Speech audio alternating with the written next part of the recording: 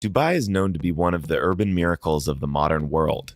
A futuristic city rising in the middle of a desert is something our ancestors 100 years ago could only imagine in a sci-fi film. It's hard to imagine that this fascinating location used to be just a tiny fishing village. It seems almost illogical that a small town in a very inconvenient climate zone could become one of the world's biggest business and financial hubs. How did this happen? To answer this question, let's have a look at the history of Dubai. Located at the Persian Gulf, right in the middle of the Eurasian continent, Dubai was destined to be a crossing point between East and West. At the same time, the climate here is almost inhumane. The temperature in summer reaches 50 degrees Celsius, and that is the reason why for centuries the urban development here was quite slow. The Persian Gulf, however, was still an important area for the British Empire. Being a strategic route connecting London to Bombay, the Royal Fleet needed to secure this area from pirates. In the 19th century, the British East India Company signed an agreement with local sheikhs, particularly with the Al Maktoum family, the ruling dynasty of Abu Dhabi and Dubai, to secure peace in the area. Al Maktoum dynasty rules Dubai until the present day. Despite these agreements, the British Empire never really tried to develop the area.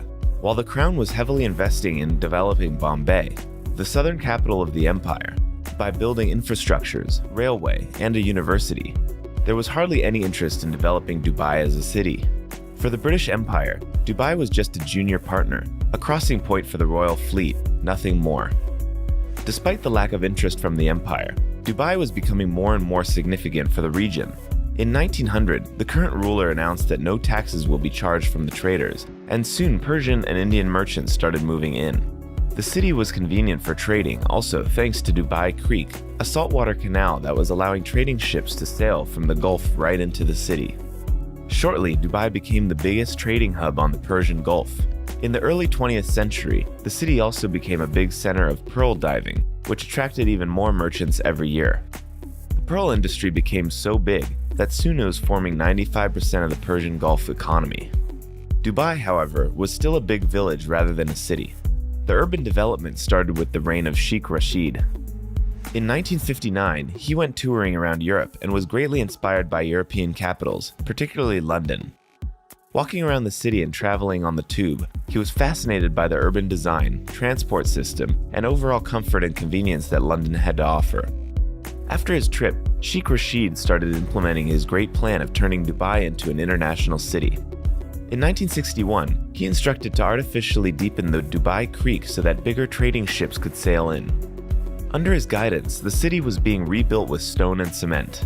Having a dream of a great city in his mind, Sheikh Rashid started building an international airport, although his investors thought he is being too romantic, and these urban projects are simply unnecessary, and it was becoming challenging to fund all these ambitious projects. Sheikh Rashid's plans of creating an international capital would probably stall at this stage, but in 1966 they found oil in Dubai. Despite the common belief that Dubai became the city that it is today mainly thanks to oil, the oil reserves found in 1966 were quite modest by Middle Eastern standards. For a reference, neighboring Abu Dhabi had 10 times more oil than Dubai. However, the limited resource was a blessing for the city. Instead of considering oil as a limitless source of wealth, Sheikh Rashid started investing the generated profit in urban development. His vision was to build a city that wouldn't depend on oil money. He was inviting the most talented architects, engineers, and entrepreneurs to Dubai. Since Sheikh Rashid's biggest inspiration was London, he hired a team of British experts who were consulting him on further steps. One of Sheikh Rashid's main goals was to make Dubai attractive for all nationalities. Despite being a Muslim city, he made sure people of other religions and beliefs could feel comfortable living there. Like most of the other newly developing cities, Dubai needed a grand project that could attract international attention, so Sheikh Rashid instructed to build a skyscraper. In 1979, the 39-story building named Dubai World Trade Center was officially opened for business. Being an unprecedented urban project for Dubai, it was insignificant for the world, where 100-story buildings already existed. In fact, international media was ridiculing the city's grand investments, but Sheikh Rashid was convinced that Dubai will soon be taken seriously by the international community. Unfortunately, he never saw the city reach its full glory, tragically dying in 1981 at a relatively young age, but he managed to lay the foundation of a city that he had envisioned. After Sheikh Rashid died in 1981, His work was continued by one of his sons, 31-year-old Mohammed. Just like his father, he was obsessed with the idea of turning Dubai into a modern, international city. His main inspiration was Daniel Burnham, an American architect and urban designer that is known for planning and designing modern Chicago in the early 20th century. Daniel Burnham was convinced that a city architect has to plan big. If you want your city to be spoken about, small and mediocre projects won't get you anywhere. Sheikh Mohammed adopted this approach and decided to make Dubai a city of the biggest and the tallest.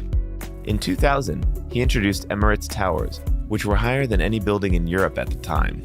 But that wasn't big enough for Dubai. Sheikh Mohammed wanted to build the tallest building in the world. In 2010, they completed the construction of Burj Khalifa, the highest skyscraper in the world. Being a very hands-on manager himself, Sheikh Mohammed was spending most of his time on construction sites. He was circling the city in his white Mercedes, which registration plate said Dubai 1. This plate was reflecting his overall philosophy and life mission. For Daniel Burnham, railway was the key asset of building a new great city like Chicago. For Sheikh Mohammed, that key asset was aviation. In 1974, he was already curating the construction of Dubai International Airport. In 1980, he employed Sir Maurice Flanagan of British Airways to build Emirates, the new international airlines of Dubai. Soon Emirates was flying to most of the biggest international airports, becoming a gateway to Dubai for thousands of tourists, entrepreneurs, and investors who were curious to visit the new marvel of the Middle East.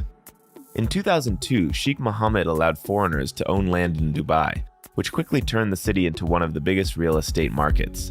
Billionaires around the world jumped on this new opportunity of owning property in a city free of taxes and restrictions.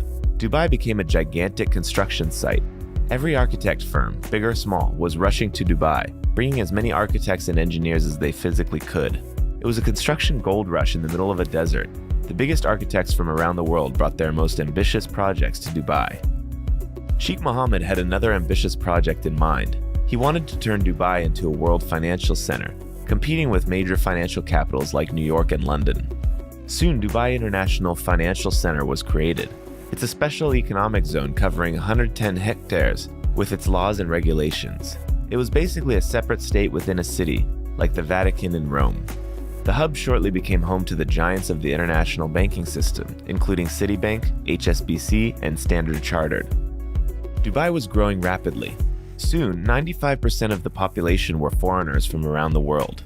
This, of course, had a great impact on the local culture. A new, truly international city was born, which was a unique phenomenon in the world. Many capitals around the world claim to be international and multinational cities, but the reality is that there is always a dominating local culture or culture of the majority. For example, London, which served as an inspiration for Sheikh Rashid when he started developing Dubai, although being a diverse city and home to numerous ethnicities and cultures, is still a British city. Dubai, however, became a cultural no man's land of a sort. Everyone here is a guest, so everyone can feel at home. Local citizens are only 3 to 5% of the population. This aspect of the city earned a lot of criticism as well. For example, the Washington Post once stated that Dubai, in its attempt to be a successful Arabic city, had to sacrifice all its Arabic features. Another negative aspect of this rapid development became the fact that the United Arab Emirates became the only country that spends more energy than the USA. Despite all this, Dubai is an urban phenomenon that serves as an inspiration for many other developing cities around the world today. Let us know in the comments if you have ever been to Dubai and what you like or dislike about the city. If you enjoyed this video and would like to see more videos on our channel about history, architecture, and urban design of Dubai, please hit the like button and subscribe to our channel.